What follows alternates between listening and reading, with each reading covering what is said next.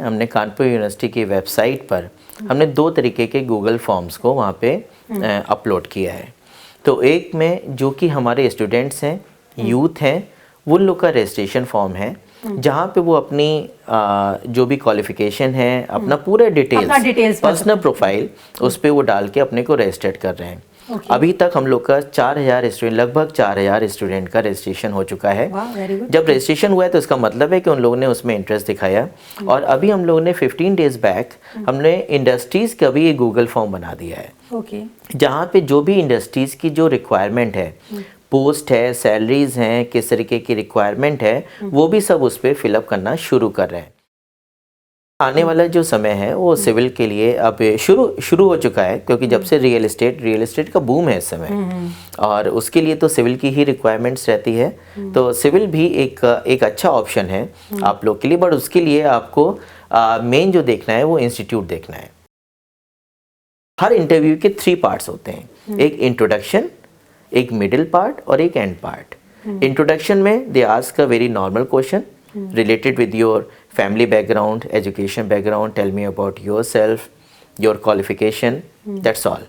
बीच वाले पार्ट में अगर सपोज आप बीटेक किए हैं तो बीटेक से रिलेटेड, एमबीए किया है तो एमबीए से रिलेटेड, और थर्ड पार्ट में what is your expectation about your salary, when you will join my company, do you have any doubts, any queries, then you can ask me। तो ये 3 parts में हम लोग इंटरव्यूज़ को divide करते हैं। नमस्कार, आप देख रहे हैं मोटिवेशन विद मीना। आज मैं कानपुर के छत्रपति जी साहू जी महाराज यूनिवर्सिटी में हूं, और तमाम स्टूडेंट्स एक तो कॉम्पिटिटिव एग्जाम की जो तैयारी करते हैं, आपके तमाम सवाल होते हैं, लेकिन आज मैं बात करूंगी आपके करियर की, आपके लिए नौकरी के क्या बेहतर अवसर हो सकते हैं, जॉब अपॉर्चुनिटीज क्या हो सकती हैं, इसके बारे में बात करूंगी। आज मैं कानपुर यूनिवर्सिटी में हूँ और ये प्लेसमेंट सेल में हूँ, और मेरे साथ हैं सुधांशु राय जी। सुधांशु राय जी यहाँ के प्लेसमेंट सेल के हेड है और एम्प्लॉयमेंट ब्यूरो के भी हेड है, और सर यहाँ के चीफ काउंसलर भी हैं। तो बहुत सारी ढेर सारी बातें जो आपके काम की हो सकती है मैं सर से करने वाली हूँ। और इसके अलावा भी अगर आपके बहुत सारे सवाल होंगे जॉब के लिए, इसके अलावा जो आप चूज करना चाहते हैं, तमाम स्टूडेंट कहते हैं सर कि मैम बीटेक में ये ब्रांच नहीं मिल रही है, कौन सा कोर्स करें। पेरेंट्स के भी बहुत सारे सवाल हैं हमारे पास। मुझे उम्मीद है कि सुधांशु राय जी हमें वो सारे सवालों के जवाब हमें दे पाएंगे। इसके अलावा भी अगर आपके पास कोई सवाल है तो आप मुझे जरूर भेजें। सर आपका बहुत बहुत स्वागत है मेरे शो में।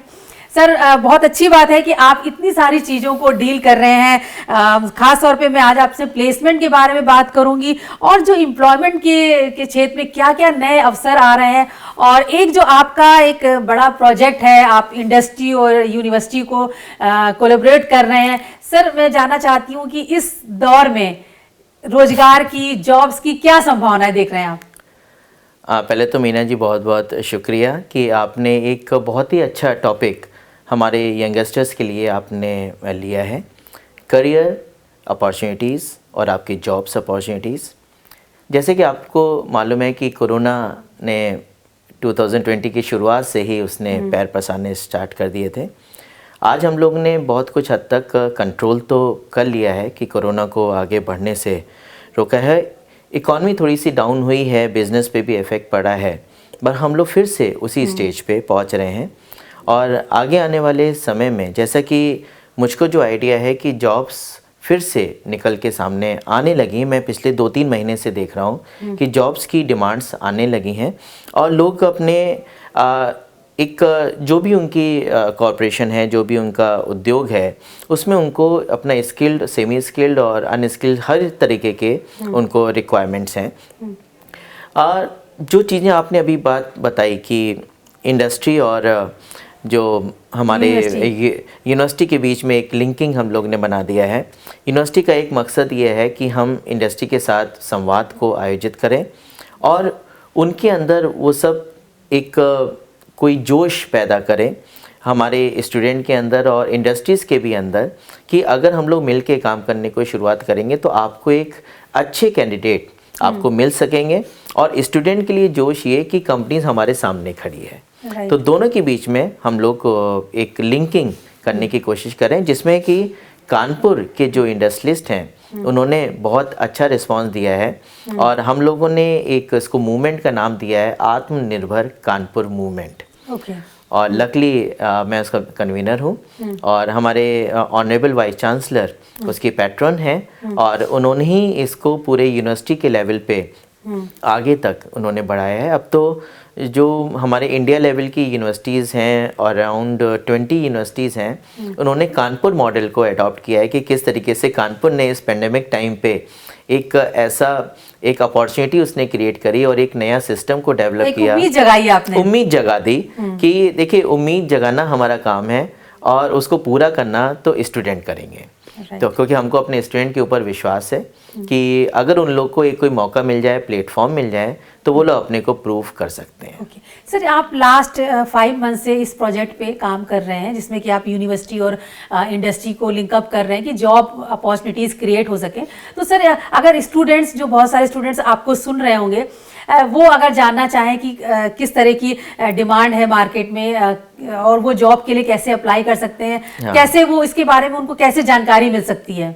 देखिए इसके भी हम लोग ने सेटअप कर दिया है। हमने कानपुर यूनिवर्सिटी की वेबसाइट पर हमने 2 तरीके के गूगल फॉर्म्स को वहाँ पे अपलोड किया है।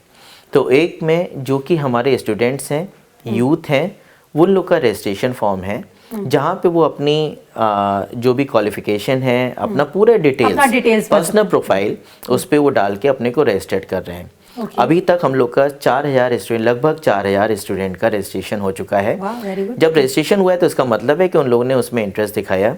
और अभी हम लोगों ने 15 डेज बैक हमने इंडस्ट्रीज़ का भी एक गूगल फॉर्म बना दिया है, जहाँ पे जो भी इंडस्ट्रीज़ की जो रिक्वायरमेंट है, पोस्ट है, सैलरीज हैं, किस तरीके की रिक्वायरमेंट है, वो भी सब उस पर फिलअप करना शुरू कर रहे हैं। एक समय के बाद हमारे पास एक डेटा बैंक तैयार हो जाएगा जिसमें एक साइड पे हमारे जो स्टूडेंट्स का रजिस्ट्रेशन है, एक तरफ जो जॉब देने वाले हैं मींस कंपनी, उन लोग का रजिस्ट्रेशन है। जब दोनों को आपस में पता चल जाएगा कि एक तरफ लेने वाले जॉब, मतलब जॉब गिवर्स और जॉब टेकर्स को आप कंबाइन कर रहे हैं, टेकर्स दोनों को हमने, क्योंकि हमारा पार्ट और क्या है, हमारा बेसिक तो जो हमारा ऑब्जेक्टिव है एक अच्छी शिक्षा देना और शिक्षा के बाद अपॉर्चुनिटीज़ को आपके सामने प्रोजेक्ट कराना।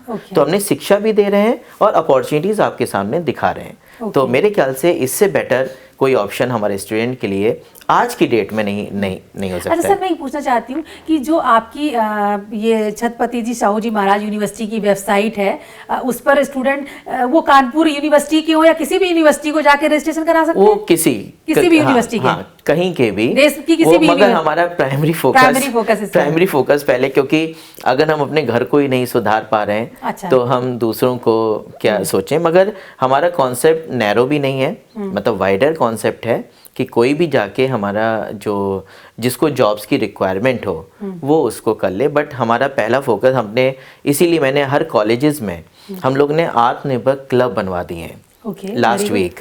ये भी एक नया कॉन्सेप्ट आया है जिसमें कि बच्चों को पता चल जाए कि आत्मनिर्भर किस तरीके से बनना है। उसमें सिर्फ जॉब लेना ही हमारी रिक्वायरमेंट नहीं है, मतलब बच्चों को वो जॉब देने वाले भी बने, मींस स्टार्टअप।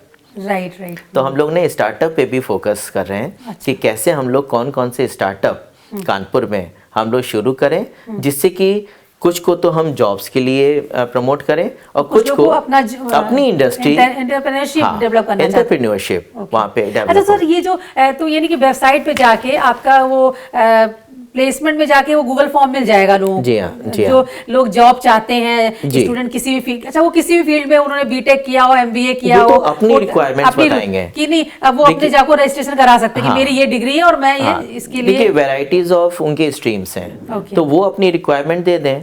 तो जो हमारे पास जॉब देने वाले लोग हैं, जॉब गिवर्स हैं, जो कंपनीज हैं, वो उसमें से सेलेक्ट कर लेंगी जो उनकी रिक्वायरमेंट्स होगी, उन रिक्वायरमेंट्स में से उनको वो सेलेक्ट करके इंटरव्यूज ले लेंगे और जो भी बेस्ट होगा उसको वो जॉब दे देंगे। तो बिल्कुल ट्रांसपेरेंट है, हर चीज बिल्कुल ट्रांसपेरेंट। तो बिल्कुल आपने बहुत अच्छी आपकी पहल है कि आप बच्चों का करवा रहे रजिस्ट्रेशन और 4000 रजिस्ट्रेशन हो चुके हैं। जी हाँ। ओके, एक तो सर ये बात हुई कि बच्चे जो स्टूडेंट्स हैं वो अपने को कैसे जॉब्स, एक तरह से आपने एक जॉब सर्च के काम को बेहद आसान बना दिया है कि आप डिमांड और सप्लाई को आप मैच कर रहे हैं, दोनों को एक प्लेटफॉर्म पे लिया है। ओके, एक तो सर ये बात हुई। सर दूसरी एक बात की, चूंकि आप प्लेसमेंट सेल देख रहे हैं और एक सर डिफरेंट टाइप के, खासतौर पे जैसे ही बच्चा फर्स्ट ईयर मतलब हाई स्कूल पास करके फर्स्ट ईयर में आता है, पेरेंट्स की चिंता हो जाती है कि मेरा बच्चा किस करियर को चूज करे और कहाँ पे उसके लिए बेहतरीन जॉब हो सकती है, करियर उसका क्या होगा।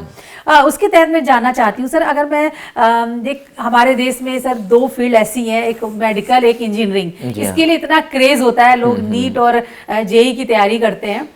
मैं बीटेक की बात करूंगी। आप ये बताइए सर कि जो आप प्लेसमेंट सेल में काफ़ी सालों से हैं, आप देख रहे हैं कि किस तरह की मतलब जो करियर चॉइसेस हैं वो क्या हैं, और अगर आप देखें बेहतरीन करियर के लिहाज से आप स्टूडेंट्स को, खासतौर मेरे ख्याल में पेरेंट्स ज़्यादा परेशान होते हैं कि वो एक होता है ना कंप्यूटर साइंस ही लेना है। जी हाँ। तो पहले तो मैं पूछूंगी, पहले आप बीटेक के बारे में बताएं, फिर आप मुझे ये भी बताएं कि भाई अगर बीटेक में नहीं हो पाया तो ऐसा नहीं, this is not the end of life, आप बीएससी एमएससी करके भी आपके लिए बेहतरीन करियर हो सकता है। तो सर ये बताइए कि अगर बीटेक करने वाले लोग क्या चूज करें? देखिए, बीटेक में लोगों की जो पहली चॉइस इस समय चल रही है, ये फेज टू फेज होता है। इस समय computer science no doubt number 1 पे इस समय चल रहा है। सभी लोगों का एक क्रेज़ होता है कि अगर मैं बीटेक करूं तो कंप्यूटर साइंस है। मगर मैं आपके माध्यम से उन पेरेंट्स को ये बताना चाहता हूं, क्योंकि पेरेंट्स सबसे ज़्यादा परेशान होते हैं। स्टूडेंट जो 16-17 साल का होता है इंटर के बाद में, उसको इतना आइडिया नहीं होता है। उसको जो भी उसके माइंड में आता है वो उसके सराउंडिंग से आता है, उसके पेरेंट्स से आता है, जो फैमिली मेम्बर्स होते हैं, और सबसे ज़्यादा उसके आइडियल होते हैं उसके कज़िन्स लोग, जहाँ पे अरे वो जो हमारे कज़िन थे उन्होंने वहाँ से बीटेक किया, उन्होंने ये किया। ये सब चीज़ें आपको एक्साइट करती हैं, मगर एक्साइटमेंट के साथ साथ जो उस समय का एक जो रोल जो सिनेरियो होता है उसको भी आपको देखना चाहिए। मैं पेरेंट्स को तो ये बताना चाहूँगा कि सिर्फ हमारा जो कंप्यूटर साइंस है वही एक इम्पॉर्टेंट एक सेगमेंट नहीं है, क्योंकि हर एक सेगमेंट की, हर एक स्ट्रीम की एक लिमिटेड नंबर्स होते हैं उनके सीट्स के। तो जो इंफॉर्मेशन टेक्नोलॉजी है, मैकेनिकल मैं कहूँगा कि एवरग्रीन है। आप शुरुआत से आज से 50 साल पहले से भी आप अगर देखिए तो मैकेनिकल आपको नंबर 1 पे, मतलब नंबर 1 क्या मतलब हर समय जिसकी डिमांड हर समय रहेगी। कंप्यूटर साइंस और ये कंप्यूटर को तो पहले तो कोई लाइक नहीं करता था, जब से कंप्यूटर आए तभी से तो स्टार्ट हुआ। तो चीज़ें जो हैं जो एक एवरग्रीन है। सिविल मैं कहूँगा सिविल का बीच में बहुत स्लो डाउन हो गया था, मतलब इतना कि ये नहीं सिविल तो बिल्कुल बेकार है, इसमें जॉब्स हैं नहीं। अब आप देखिए जो रियल एस्टेट कंपनीज आ रही हैं गवर्नमेंट सेक्टर्स में, जहाँ पे मैक्सिमम जो वर्किंग का कंस्ट्रक्शन वर्किंग हो रही है, तो वहाँ पे सिविल की डिमांड बहुत है। एक समय पे आईआईटी रुड़की, जो अब तो आईआईटी है, पहले रुड़की का सिविल सबसे टॉप पे रहता था।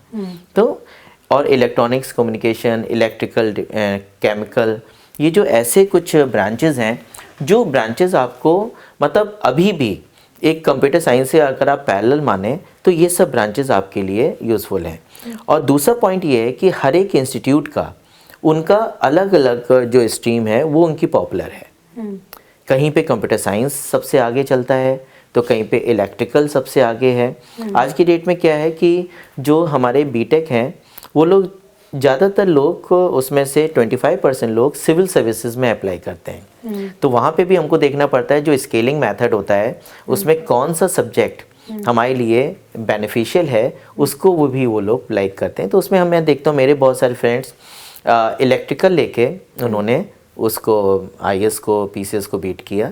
तो ऐसा नहीं है कि कोई कंप्यूटर साइंस के अलावा और कोई सब्जेक्ट है ही नहीं है। आप सब सब्जेक्ट्स में आपकी डिमांड से। अच्छा, और ये जो मैंने सिविल में अच्छी डिमांड, सिविल में आने वाला जो समय है वो सिविल के लिए अब शुरू हो चुका है, क्योंकि जब से रियल एस्टेट का बूम है इस समय, और उसके लिए तो सिविल की ही रिक्वायरमेंट्स रहती है। तो सिविल भी एक अच्छा ऑप्शन है आप लोग के लिए, बट उसके लिए आपको मेन जो देखना है वो इंस्टीट्यूट देखना है कि कौन से इंस्टीट्यूट से हम करें जहाँ पे सिविल एक अच्छी तरह उसका एक अच्छे टॉप के स्ट्रीम्स में आता हो। ओके सर, एक और बात, जो बच्चे जो इंजीनियर बनना चाहते हो, पेरेंट्स का और स्टूडेंट्स का एक होता है कि भाई जेईई क्लियर करेंगे तो आईआईटी में मिलेगा। आप यूनिवर्सिटी में मैं जानना चाहती हूँ सर, जो बच्चे, क्योंकि हर बच्चा तो आईआईटी में नहीं आ सकता है। बिल्कुल सही। तो आप बताइए सर, जो अदर यूनिवर्सिटीज से बच्चे बीटेक करते हैं, आप उनके लिए कितनी करियर के लिए क्या अपॉर्चुनिटीज होती हैं, और आप कैसे देखते हैं? क्या मतलब वाकई जो पेरेंट्स का होता है, अगर जेईई में अगर तुम्हारा आईआईटी में सिलेक्शन नहीं हुआ तो यू आर वर्थलेस, आईआईटी में होगा तो ही बच्चा होशियार है। आप ऐसे स्टूडेंट्स को क्या कहना चाहेंगे? आप किसी भी अच्छी यूनिवर्सिटी में अगर आपका हो जाए, आप बीटेक करते हैं। मैं तो खुद यूनिवर्सिटी में हूँ और यहाँ पे भी हम लोग का यूआईटी एक इंस्टीट्यूट है इंजीनियरिंग का। देखिए, जो फैक्ट है उससे तो कोई अलग नहीं हो सकता है। जहाँ पे क्रीम जा रही है, हम लोग का एक जो स्टैंडर्ड होता है कॉम्पिटिशन्स का, उस कॉम्पिटिशन के स्टैंडर्ड में तो हमको पता है कि हर आदमी का एक सपना होता है जेईई देना। तो जब आईआईटी का, बट आपका सपना आईआईटी तक, वही फिर से मैंने कहा कि हर एक सीट्स लिमिटेड होती हैं। तो क्या आपकी लाइफ वहीं पे क्या ब्लॉक हो गई अगर आपका वहाँ पे नहीं हो पाता है? तो ऐसा, और बहुत सारे बार रीजंस भी होते हैं कि एग्ज़ाम टाइम पे आप बहुत अच्छे हैं बट एग्ज़ाम टाइम पे आपके अकॉर्डिंग नहीं हो पाया और आपका सिलेक्शन नहीं हो पाया। तो ऐसे आपको कभी भी उसमें डिमोरलाइज नहीं होना चाहिए और पेरेंट्स को भी अपने बच्चों को डिमोरलाइज नहीं करना चाहिए, क्योंकि वो बच्चे आपके एसेट्स हैं। आप उनको नए नए ऑप्शंस बताइए। क्या नहीं तो हम लोग का जो सिनेरियो है बहुत ही कॉम्पैक्ट हो जाएगा, बहुत ही लिमिटेड हो जाएगा। हम उसको लिमिटेड नहीं रखना चाहते हैं, हम एवेन्यूज़ को और एक्सप्लोर करना चाहते हैं। आज जैसे मैं डिफेंस में 4-5 बार इंटरव्यू में गया, एनडीए और सीडीएस में, नहीं हो पाया।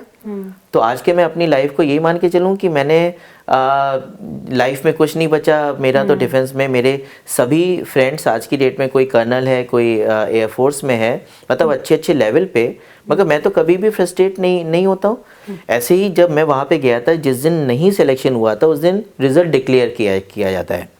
तो वहाँ पे उन्होंने बताया कैसे लोगों को मोटिवेट करना, कि यहाँ पे जो हमारे जो ऑनरेबल प्रेसिडेंट ऑफ इंडिया थे अब्दुल कलाम जी, एपीजे अब्दुल कलाम, वो वहाँ पे देने गए और उनका नहीं हुआ, और उसके बाद वो कहाँ पहुँच गए। अमिताभ बच्चन देने गए, उनका नहीं हुआ, तो वहाँ वो कहाँ से पहुँच गए। तो कोई भी लाइन एक आपको कहीं पे भी किसी भी जगह पे रोके ना। आपकी एक पर्सनैलिटी ऐसी होनी चाहिए कि जहाँ पे भी फेल्योर हो, वो फेल्योर को आप सक्सेस का पहला स्टेप माने, कि आज इससे हमने बहुत सी चीज़ सीखी, और अगर आज हमको ये नहीं मिला है तो 10 और रास्ते हमारे पास ओपन है। राइट। तो ये फीलिंग हमारे पेरेंट्स के अंदर जरूर होनी चाहिए, क्योंकि जब तक पेरेंट्स के अंदर नहीं होगी, वो बच्चों को भी ये चीज़ को नहीं समझा सकते हैं। थैंक यू सर, आपने बहुत अच्छी बात की, और मुझे लगता है कि सुधांशु जी की ये बात तमाम पेरेंट्स को और स्टूडेंट्स को सुनना चाहिए। क्योंकि सर क्या जेईई के जब रिजल्ट आया और बहुत सारे बच्चों का नहीं हुआ, तो बहुत सारे बच्चे मैसेज करते हैं कि मैम मेरा नहीं हो पाया, अब आईआईटी में अब क्या होगा, 2 अटेम्प्ट भी बेकार चले गए। और पेरेंट्स का इतना, उनको लगता है कि now this is the end of career, अब कुछ नहीं हो सकता है। तो मुझे लगता है ऐसे लोगों को, ऐसे स्टूडेंट्स को, पेरेंट्स को सुधांशु जी की बात सुननी चाहिए। और आईआईटी में नहीं हुआ तो आप किसी यूनिवर्सिटीज में भी हो सकता है आपका बच्चा बीटेक करे, और उसके लिए उतना ही गोल्डन हो सकता है, उसके लिए कोई बहुत अच्छी अपॉर्चुनिटीज के लिए इंतजार कर रही हो। सर, ये बहुत अच्छी बात आपने मुझे बताई। इसके अलावा सर एक और बात जो आपने कहा कि एक तो आपने बताया कि रजिस्ट्रेशन आप करवा रहे हैं और जॉब गिवर्स और टेकर्स को मिलवा रहे हैं। सर एक और मुझे बताइए, जो लोग जॉब लेने के लिए तैयार है, मतलब जो स्टूडेंट कहते हैं कि हाँ मेरे पास डिग्री है और I am ready to work, sir ऐसे लोगों को आप क्या, मतलब एक तो ये कि कैसे वो जॉब सर्च करें, और जब जॉब सर्च करने आप जाते हैं तो आपके अंदर डिग्री के अलावा और क्या क्वालिटी होनी चाहिए? सबसे इम्पोर्टेंट बात ये है मैम, डिग्री तो सिर्फ इंटरव्यू तक पहुंचाने का एक माध्यम है। आपके पास डिग्री नहीं होगी, मिनिमम क्वालिफिकेशन नहीं होगी, तो आप इंटरव्यू फेस करेंगे कैसे? वो सिर्फ वहाँ तक लिमिटेड है। उसके बाद आपका रोल स्टार्ट होता है। आपका जो कॉन्फिडेंस लेवल है, प्रेजेंटेशन स्किल्स है, कम्युनिकेशन स्किल्स है, आपकी बॉडी लैंग्वेज है, तो ऐसे जो मेन पॉइंट्स हैं वो आपको अपने डेवलप करने चाहिए। अगर आपके अंदर कॉन्फिडेंस या पेशेंस नहीं है, कभी कभी तो हम लोग जो इंटरव्यूअर्स होते हैं, मैं खुद यहाँ पे इंटरव्यू टेक्निक्स के डमी कराता हूँ कि कैसे इंटरव्यू देना है, कैसे इंटरव्यूज़ लेना है।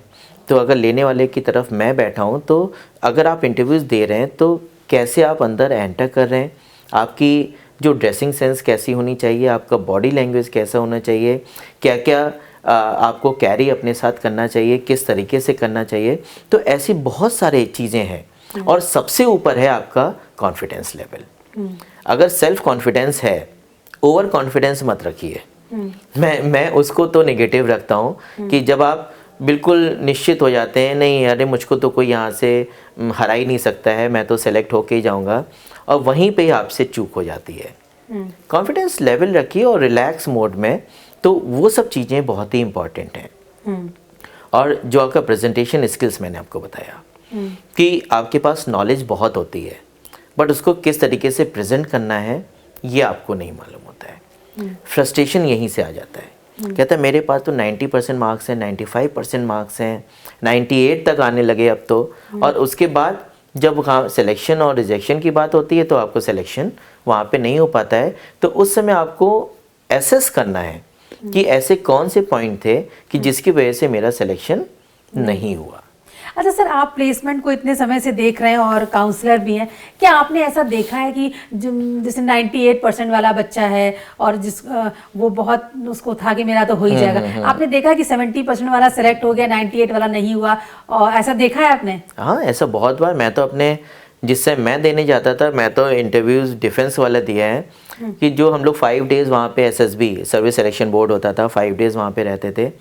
ऐसा लगता था अरे ये तो बिल्कुल बेकार लड़का है, इसका तो कुछ होना, ये तो बोल ही नहीं पाता है, और उसका सिलेक्शन हो गया। इसका मतलब है जो इंटरव्यूअर का जो असेसमेंट है वो एक डिफरेंट है। वो अपने पास एक, अब तो मैं भी लेने लगा हूँ तो मुझको मालूम हो गया, हम लोग एक ग्राफ बनाते हैं, वहाँ पे बहुत सारे कंपोनेंट्स लिखते हैं, honesty, hard working, vocab, communication skills, presentation skills, body language, behaviour, मतलब जितने भी कंपोनेंट पर्सनालिटी के होते हैं वो सब उसमें लिखते हैं। और आपका जो ग्राफ चलना चाहिए वो लाइन के ऐसे, ये नहीं कि एक में आप बिल्कुल नीचे हैं और एक में आप बहुत ऊपर हैं। You must be a balanced person. तो जब तक आप बैलेंस नहीं होंगे, और एक अच्छा पर्सन, जो सक्सेसफुल पर्सन वही होता है जिसकी हर चीज़ में बैलेंसिंग होती है। थोड़ा सा हार्ड वर्कर भी है, डेडिकेशन भी है, ऑनेस्टी भी है, बिहेवियर भी अच्छा है, सॉफ्ट स्किल है, गुड वोकैब है, कम्युनिकेशन स्किल्स अच्छी है, तो आप उस जो बेस लाइन होती है उसी के ऊपर नीचे आपको चलते रहना है। सर, जब आप 5 मिनट का या 10 मिनट का इंटरव्यू होता है तो उसमें जैसे बहुत कॉमन बढ़ता है कॉन्फिडेंस, सब चीज चेक हो जाती है। तो कॉन्फिडेंस कैसे आप 10-5 मिनट कैसे देख लेते हैं? अरे वो यही तो क्वालिटी होती है, उसी लिए तो उसको इंटरव्यूइंग ऑफिसर बनाया गया है। उसका इंटरव्यूअर की भी, जैसे हम लोग कहते हैं ना कि आपके इंटरव्यू होता है तो इंटरव्यू में 2 लोग होते हैं, एक इंटरव्यूअर, एक इंटरव्यूई।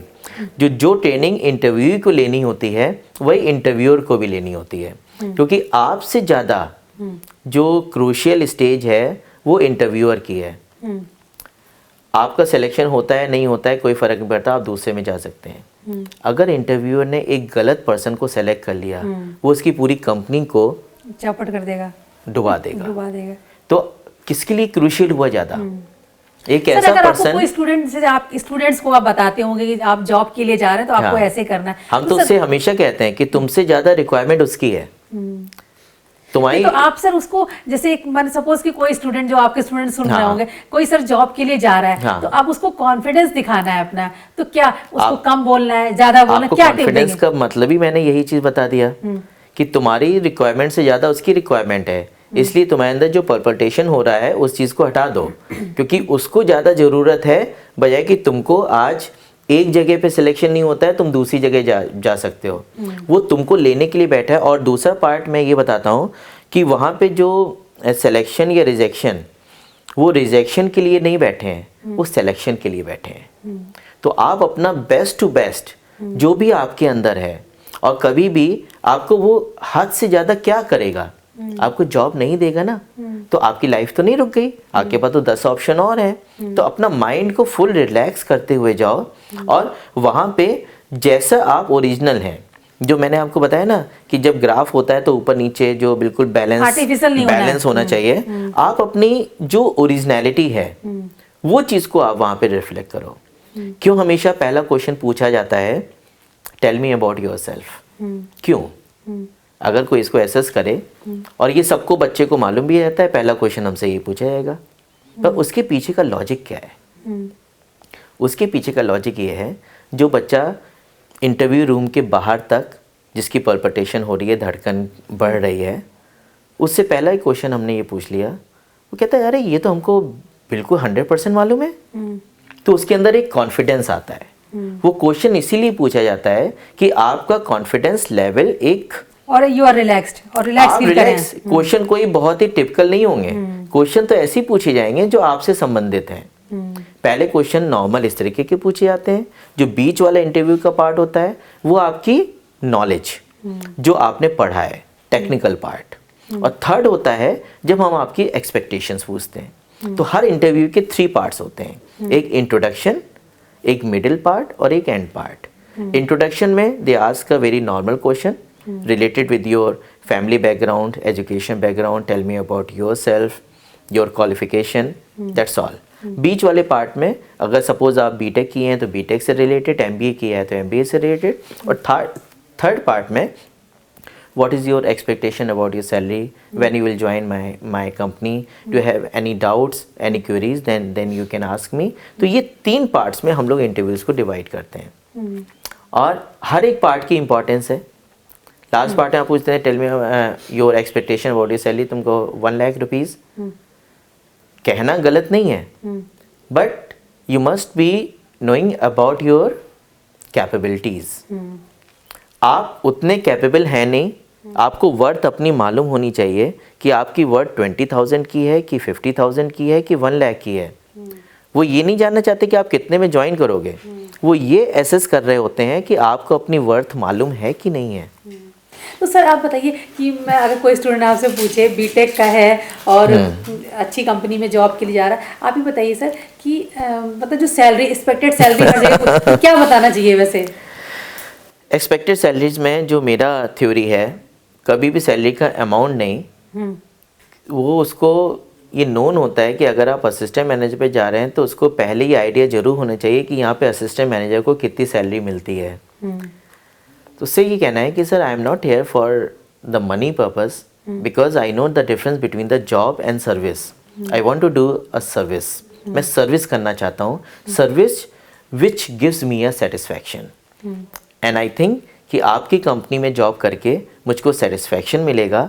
और सर जॉब की जहाँ तक बात है, मनी की बात है, सैलरीज की बात है, तो वो तो सर एज़ पर द जो नॉर्म्स होगा, और वो मुझको मालूम है कि यहाँ पे सर असिस्टेंट मैनेजर को कितनी मिलती है, और उसी को ध्यान में रखते हुए आज मैं आपके सामने इंटरव्यू के लिए बैठा हूँ। अच्छा, चलिए ये तो आपने बहुत अच्छा टिप बताया कि लोग कभी कभी एक्सपेक्टेड सैलरी में कुछ भी बोल दिया तो वो सामने वाले को, इसीलिए जॉब एनालिसिस जरूरी होता है। जबकि आप किसी भी कंपनी में जॉब के लिए जाएं तो वहाँ के बारे में पहले पूरा आइडिया लेते हुए कि वहाँ का सैलरी स्ट्रक्चर क्या है, और कंपनी का वर्क भी आपको, कंपनी का पूरा प्रोफाइल पता होना चाहिए। ये चीज़ बहुत ज़रूरी है। ये सब बहुत ही माइन्यूटली आदमी सोचता है, बहुत माइन्यूटली पार्ट है, बट यही आपके सिलेक्शन के लिए मेन पार्ट्स हैं। बिल्कुल।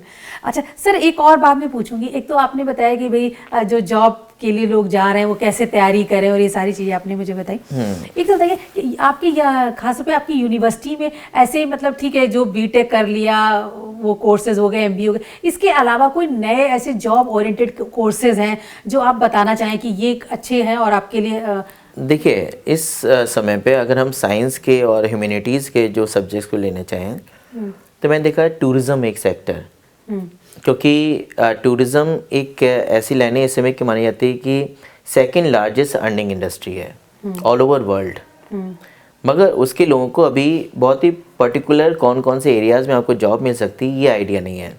जैसे मुझको, मैंने खुद टूरिज़्म से किया है, और देखें आपके travel agencies, tour operators, airlines, hotels, restaurants, resorts और टूरिस्ट जो डिपार्टमेंट्स हैं, एवरी स्टेट में टूरिज़्म डिपार्टमेंट्स हैं, कितने आपके पास है। और फ्रीलांसिंग का तो इसमें अल्टीमेट स्कोप है। तो टूरिज़्म एक लाइन ऐसी है जो आपके लिए आगे आने वाले समय में एक अच्छा स्कोप दे सकती है। होटल मैनेजमेंट, होटल मैनेजमेंट में स्टार्टिंग सैलरी थोड़ी सी कम है, बट उसमें स्कोप बहुत ही ज़्यादा है। तो आदमी की, आपने चाहे डिप्लोमा कोर्स कर लीजिए चाहे डिग्री कोर्स कर लीजिए, दोनों ही कोर्सेज में आपको जॉब्स। फिर उसके बाद अगर आप साइंस में जाइए तो बायोटेक है, माइक्रोबायोलॉजी है, पैरामेडिकल में इस समय डिमांड फिजियोथेरेपी की बहुत ज़्यादा डिमांड है।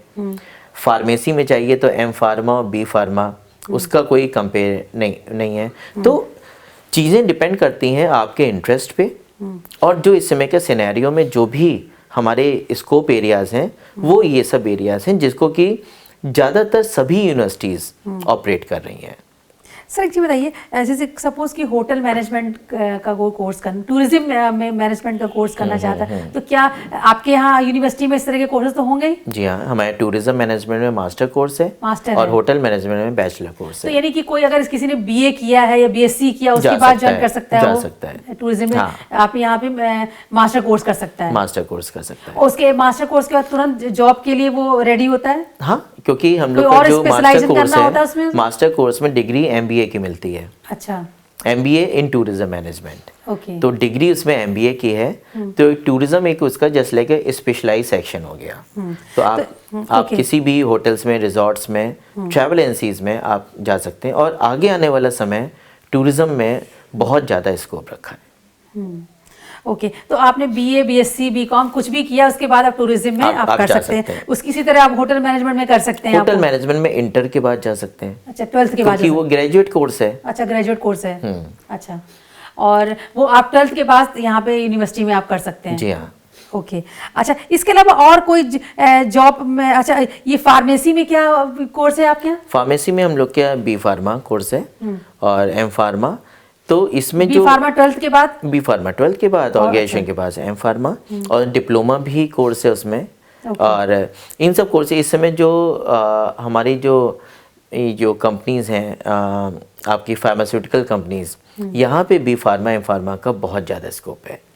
और आप देखिए डे बाई डे हमारी फार्मास्यूटिकल कंपनीज बढ़ती ही जा रही हैं, और हर एक कंपनी में जो मेन कंपनीज हैं उनके यहाँ क्वालिटी कंट्रोल करना, उनके यहाँ उसकी मैन्युफैक्चरिंग करना, उसका जितना भी टेक्निकल पार्ट है वो इन्हीं लोग को। और उसके साथ साथ अगर आपको कहीं पे मेडिसिन वाली कोई शॉप्स भी खोलनी है तो उसमें भी आपका बी फार्मा होना चाहिए या डिप्लोमा होना चाहिए।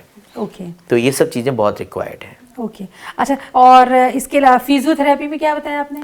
फिजियोथेरेपी जो हमारे डाइटिशियंस बनते हैं, फिजियोथेरेपिस्ट होते हैं, तो आप देखिए कि इसमें कितना लोगों का हर एक, हम लोग भी अपना डाइट प्लान बनवा रहे हैं, हम लोग के अपने फिजियोथेरेपिस्ट हो रहे हैं। क्यों? फिजियोथेरेपिस्ट एक ऐसी थेरेपी है जो विदाउट मेडिसिन, जस्ट लाइक एक डॉक्टर मेडिसिन के साथ फिजियोथेरेपी बताते हैं। वो मेडिसिन के साथ में अगर आप सिर्फ फिजियोथेरेपी ही करा रहे हैं तो आपकी हो सकती है कि मेडिसिन आपकी कम हो जाए और फिजियोथेरेपी से ही आपका पूरा कंट्रोल हो जाए। अच्छा, तो इसमें कोर्सेज हैं आपके यहाँ कि वैसे बैचलर इन फिजियोथेरेपी। अच्छा, बैचलर इन ह्यूमन न्यूट्रिशन। मतलब आप 12th के बाद कर सकते हैं? 12th के बाद। उसमें साइंस, देखिए जितने भी बैचलर कोर्स हैं वो ज़्यादातर 12th के बाद ही में। अच्छा, फिजियोथेरेपी और फार्मेसी में 12th में साइंस होना, हाँ, उसके लिए साइंस होना चाहिए, क्योंकि ये साइंस का ही वो है, तो उसके लिए साइंस होना। हाँ, मैं इसलिए पूछ रही हूँ कि बहुत, क्योंकि सर आपने देखा है कि नीट में इतने लाखों स्टूडेंट मेडिकल में बैठते हैं, तो ये है कि आपने 12th भाई आपने नहीं हो पाया नीट में, आप ये भी देख सकते हैं, आप फार्मेसी और फिजियोथेरेपी में भी आ सकते हैं। और इवन जो नीट के बाद जो एक ब्रांच मिलती है लोगों को, तो फिजियोथेरेपी तो बच्चे सेलेक्ट करना ही नहीं चाहते हैं, उन्होंने कहता है भाई ये तो इसमें क्या कैरियर होगा। अब फिजियोथेरेपी भी जो कर लेता है वो भी एक तरीके का डॉक्टर ही हो जाता है, क्योंकि वहाँ पे भी फिजियोथेरेपिस्ट के भी डॉक्टर्स हैं। और आप जहाँ पे भी ट्रीटमेंट में जाइए, अब तो वो हो गया है कि जैसे कभी कभी जाने का मौका मिलता है, मिलने का मतलब चाहता तो नहीं हूँ कि हॉस्पिटल जाना पड़े, मगर जब भी कोई एडमिट होता है तो मैं देखता हूँ कि उनका एक मॉर्निंग का सेक्शन फिजियोथेरेपिस्ट का होता है, कि उनका फिजियोथेरेपी आएगा, फिजियोथेरेपिस्ट आएगा, वो 10-15 मिनट की आपको फिजियोथेरेपी कराएगा, कुछ आपको सिखा जाएगा कि आप दोपहर शाम इस तरीके से करते रहिए। तो हर एक नर्सिंग होम में, हर एक हॉस्पिटल में इसमें फिजियोथेरेपिस्ट की डिमांड है, और उन लोग का मस्ट है कि उनके यहाँ फिजियोथेरेपिस्ट होना चाहिए। तो ये जो, अच्छा, इसके अलावा और भी सर कोई और कोर्स है जो आपको लगता है कि जॉब के लिए अच्छा रहेगा? देखिए, जॉब के लिए इस समय तो प्रोफेशनल कोर्सेज बहुत सारे हो गए हैं। तो जैसे हम लोग के ही अगर देखा जाए तो फैशन डिज़ाइनिंग है, हम लोग के यहाँ एक माइक्रोबायोलॉजी है, लाइफ साइंस डिपार्टमेंट है हम लोग का। तो ऐसे बहुत सारे कोर्सेज जो यहीं पे रन कर रहे हैं। सोशल वर्क है, आप देखिए इस समय की जो बहुत सारी एनजीओज, बड़ी बड़ी एनजीओज, वहाँ पे सोशल जो वर्क के जो ग्रेजुएट्स हैं और पोस्ट ग्रेजुएट्स हैं, उन लोग की डिमांड्स बहुत ही आ रही हैं। तो हर एक फील्ड में हम लोग के पास इस समय जॉब्स हैं। कोई भी अगर बच्चा किसी भी लाइन में जा रहा है तो और बस उसको अपनी पर्सनैलिटी को उसको इम्प्रूव जरूर करना चाहिए, क्योंकि कभी कभी ऐसा होता है कि जो आप बेसिक कोर्स करते हैं उसके अलावा दूसरे सेगमेंट में भी आपको जॉब्स मिल जाती है, क्योंकि प्रोफेशनल कोर्स करने के बाद आप पहली बात तो थोड़ा शार्प हो जाते हैं, आपका जो माइंड है, जो ब्रेन है वो शार्प होता है, एनालिसिस पावर हो जाती है, और जो प्रोफेशनल कोर्स करने के बाद ऑटोमेटिकली आपकी जो कम्युनिकेशन स्किल है वो भी आपकी इंप्रूव होती है, क्योंकि डिसाइड हो जाती है कि आपको इसमें काम करना, क्योंकि ये सब वोकेशनल कोर्स हैं, ये सब कोर्स ही उन लोग के लिए हैं जो इसको करने के बाद तुरंत जिन लोग को जॉब्स मिलेगी। तो मैं जॉब को वही चीज़ मान के चल रहा हूँ कि वोकेशनल कोर्सेज में जॉब मिलना, पर साथ ही साथ मैं इन सब चीज़ों को डेवलप करने को क्यों कह रहा हूँ, क्योंकि जॉब मिलना और जॉब में सरवाइव करना ये दो अलग अलग चीज़ें हैं। सरवाइव आप तब कर पाएंगे जब आपकी जो इंटरनल जो कंपोनेंट्स हैं वो आपके स्ट्रांग होने चाहिए, तब जाके आपका सर्वाइवल होता है। ओके अच्छा सर, आपने बहुत अच्छी इन्फॉर्मेशन दी। मैं इंटरव्यू के एंड में एक बात आपसे और पूछना चाहती हूँ कि आप एज ए चीफ काउंसलर भी हैं, एज ए काउंसलर आपके पास स्टूडेंट्स की कुछ स्पेसिफिक प्रॉब्लम पिछले 4-5 साल में आपने देखी होगी रिगार्डिंग टू करियर की, जो आपको लगता है कि ये इस तरह की प्रॉब्लम बच्चों को आ रही है, और चूँकि वो जाहिर सी बात है वो बहुत सारे लोगों पर एप्लीकेबल होगी, तो कोई खास चीज़ आप देख रहे हैं कि ये प्रॉब्लम आ रही है और आपको लगता है इसका ये सोल्यूशन हो सकता है? देखिए, जो स्टूडेंट्स की प्रॉब्लम्स हैं, हम लोग तो जो यहाँ पे देखते हैं जब स्टूडेंट बताता है, उन लोग को अभी एरियाज के बारे में नहीं मालूम है। जो अभी आपने शुरू में कहा मेडिकल और इंजीनियरिंग, लोगों को ये लगता है कि इसके अलावा उन लोग को लगता है कि किसी भी फील्ड में उतनी अपॉर्चुनिटीज नहीं है, तो वो चीज़ उन लोग को बताने की ज़रूरत पड़ रही है। दूसरी बात ये है जो बच्चों को कि सर इंटरव्यू के नाम से वो लोग डरते हैं, तो यहाँ पे जब हम लोग उनको इंटरव्यू या कम्युनिकेशन स्किल की जो क्लासेस होती हैं, चाहे वीक में कराएं, फोर्टनाइटली कराएं, तो उन लोग को ये चीज़ बताते हैं अपने अंदर का हेजिटेशन आपको रिमूव करना है, क्योंकि बच्चों के अंदर हेजिटेशन बहुत है। वो लोग चाह के भी, मतलब हम जॉब लेना भी चाहते हैं और इंटरव्यू ना फेस करना पड़े, बट आज वो चीज़ पॉसिबल नहीं है। प्राइवेट सेक्टर में तो डायरेक्ट आपकी जॉब्स नहीं है, इसको आप विशेष बीटीसी और वो सब चीज़ों से हटा दीजिए कि जहाँ पे आपके मार्क्स आ गए, मार्क्स के बेसिस पे आपको जॉब मिल गई, और आप उसी का नतीजा देखिए कि उसमें आपको बहुत सारे लोग ऐसे मिलेंगे जिनके मार्क्स तो बहुत ही अच्छे हैं, बट बच्चों को जो पढ़ाने का तरीका है वो उन लोग को नहीं आ रहा है। वो चीज़ें कब डेवलप होंगी जब आपकी प्रेजेंटेशन स्किल्स हो, और बच्चों के अंदर यही हेजिटेशन हम लोग को रिमूव करना है। मैं उन लोग को कहता हूँ तुम लोग अपना ग्रुप बनाओ, ग्रुप के बीच में डिस्कशन करो, क्योंकि उनमें आपको किसी प्रकार का डर नहीं होना चाहिए, क्योंकि सभी लोग बराबर के हैं। आप जितना एक दूसरे से डिस्कस करेंगे, कोई टॉपिक लीजिए, कोई ग्रुप डिस्कशन करिए, डिबेट करिए, तो यही सब चीजें आपको थोड़ा सा इम्प्रूव करेंगी, और एक बार आप इम्प्रूव हो गए फिर तो आपको किसी प्रकार की कोई दिक्कत ही नहीं। अच्छा, एक तो चीज़ आपने बताई कि बच्चे जो हैं सिर्फ डिग्री पढ़ रहे हैं, कॉलेज तक सीमित, तो वो एक इंट्रोवर्ट है, उनको मतलब वो कम्युनिकेशन नहीं है, तो आप कह रहे हैं कि ग्रुप डिस्कशन वगैरह करना चाहिए, करंट अफेयर्स पे आप बात करिए। जी हाँ, मैं तो उन लोग को यही बताता हूँ। मैं अपने भी अगर 7 डेज़ की क्लास, 6 डेज़ की क्लास है, तो उसमें लास्ट में मैं बच्चों से कुछ क्वेश्चन आंसर करता हूँ अपनी रेगुलर टीचिंग में।